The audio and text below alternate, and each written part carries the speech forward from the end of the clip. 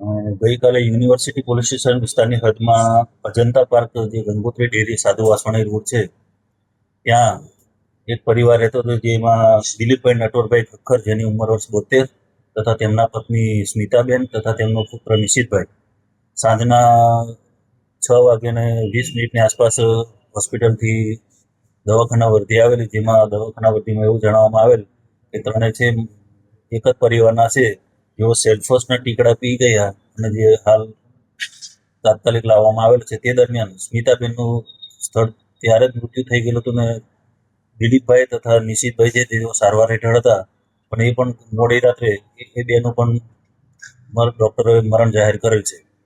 હાલ જાણવા મુજબ એક જ પરિવારના તમામ સભ્યો સામૂહિક આપઘાત કરેલ છે, જેથી એનું હાલ તાત્કાલિક કારણ જાણવું હાલ તપાસ ચાલી રહી છે.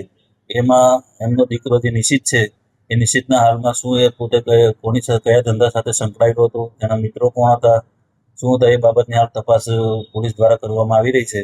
અને હાલ તો આપઘાતનું કારણ હાલ હજુ અજબત છે, એ બાબતમાં પોલીસ આગળ તપાસ કરી રહી છે. ખાસ કરીને જે પરિવાર છે એ લોકો એવું કહી રહ્યા હતા કે વ્યાજખોરો તેમને ત્રાસ આપતા હતા. આ દિશામાં કોઈ તપાસ? હા, તમામ દિશામાં તપાસ કરવામાં આવશે. વ્યાજે પૈસા લીધા હતા, કોઈ ધંધામાં ખોટ ગઈ હતી કે પોતે શું હતું, જેના બાબતે તેમની તમામ કોલ ડિટેલો કાઢીને ચકાસી અને આગળની બધી તમામ પ્રોસિજર કરવી અને એને શું કારણોસર આપઘાત થયેલ છે એ બાબતની તપાસ હાલ યુનિવર્સિટી પોલીસ દ્વારા કરવામાં આવી રહી છે. સુસાઇડ નોટ કેવું મળ્યું? ના, હાલ કોઈ સુસાઇડ નોટ એવી કંઈ મળેલ નથી.